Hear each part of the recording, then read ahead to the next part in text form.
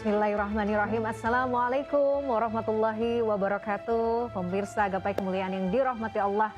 Apa kabar Anda hari ini? Semoga Anda dalam kondisi sehat dan selalu berada dalam lindungan Allah Subhanahu wa taala. Amin ya rabbal alamin.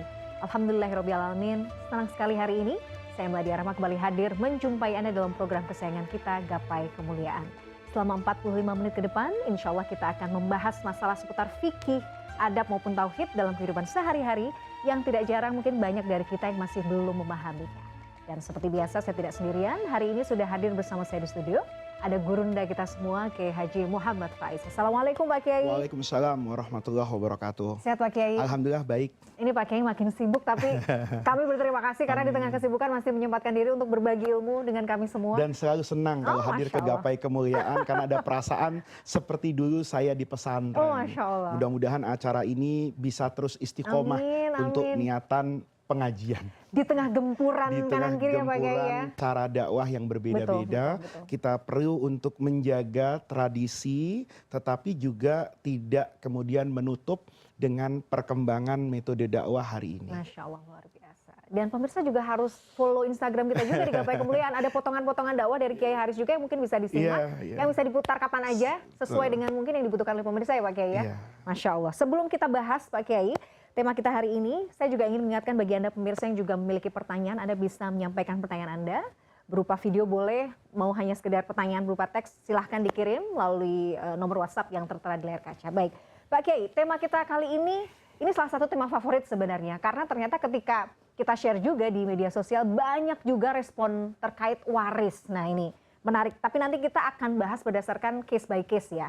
Nah, kasus pertama Pak Kiai, kalau kemudian misalnya kita bicara soal waris, ada pasangan suami istri yang mungkin pasangannya ya, let's say istrinya kemudian ditalak oleh suaminya.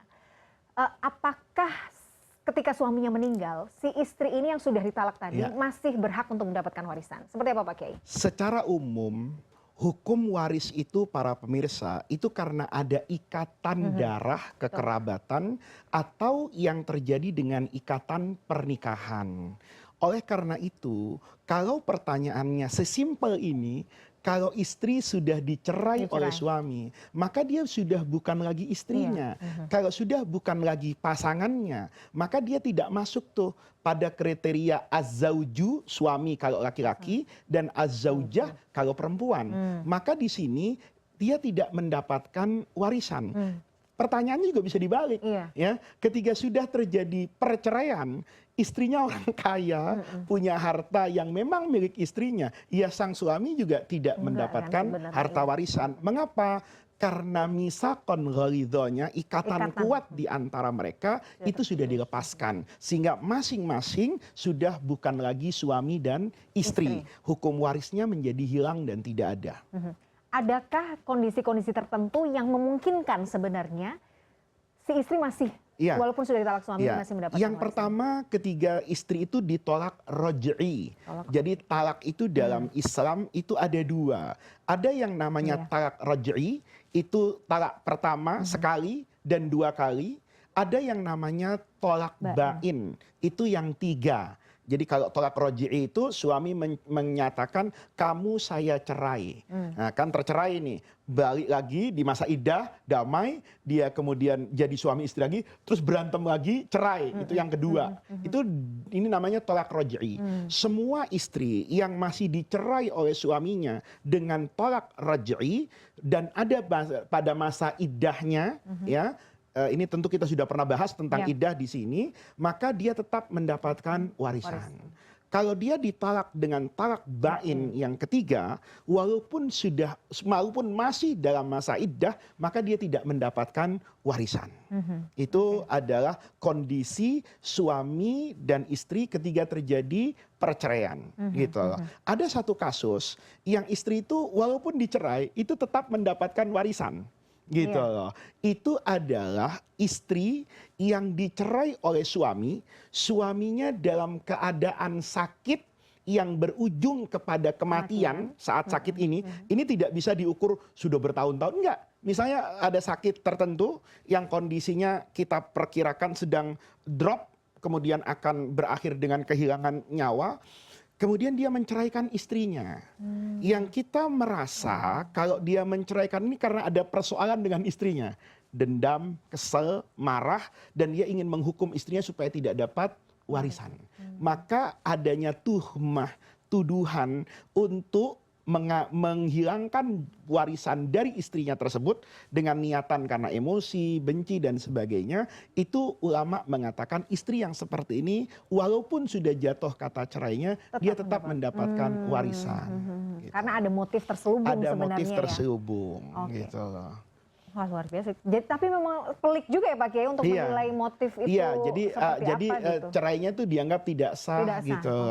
Itu juga gitu. Atau ada orang yang berwasiat sama nih dalam warisan, mewasiatkan sesuatu yang besar, misalnya sepertiga dari harta waris dan itu masih dibolehkan dalam konsep wasiat, tetapi niatnya agar ahli warisnya itu tidak menikmati warisan dia. Jadi karena mungkin si bapak ini berkonflik dengan anaknya, dia kemudian karena kebencian mengatakan sudahlah sepertiga harta saya ini saya kasih ke masjid, gitu loh. Maka kalau ada tuduhan seperti ini, si anak itu tetap dia akan mendapatkan bagian misalnya dari waris itu sesuai dengan harta utuh sebelum adanya wasiat itu. Oke, jadi apapun motif tidak suka misalnya benci atau segala macam itu kemudian tidak menghilangkan hak waris Dan yang perlu dicatat ini nggak boleh diputuskan masing-masing, tapi melalui hakim di pengadilan. Jadi kalau ada mereka yang mendapat bagian dari waris kemudian terhalangi karena perceraian tadi atau ada wasiat dari almarhum yang kita pikir ini mengakibatkan bagian menjadi mengecil, itu dia boleh melakukan gugatan ke pengadilan agama. Nanti hakim yang akan mengukur. Karena kalau ini diukur di gapai kemuliaan, subjektivitas dan objektivitas kita nggak bisa tahu. Tapi kan itu nanti ada penyelidikan. Oh misalnya pertengkaran yang berkepanjangan, misalnya, atau suaminya memang justru suaminya yang memiliki kesalahan, ya kebencian berlebihan, itu semuanya nanti dinilai oleh pengadilan agama. Oke, menarik sekali. Pak Kiai, tiba-tiba saya teringat satu kasus yang juga mungkin banyak menjadi perbincangan belakangan ini terkait soal misalnya perjanjian pranikah pada saat sebelum menikah ya antara pasangan suami istri. Sebenarnya dalam hukum Islam itu sebagai, kalau kita lihat sebenarnya reasonnya adalah untuk melindungi harta masing-masing. Iya. Itu sebenarnya dalam Islam atau dalam syariat itu boleh atau tidak? Pak? Ada yang dibolehkan dan ada yang tidak dibolehkan. Ini istimewanya karena hostnya mantan reporter ya. Jadi semua kasus yang terjadi di masyarakat jadi itu Mila ingat betul gitu. Jadi perjanjian misalnya pranikah itu memang harus ditaati gitu loh.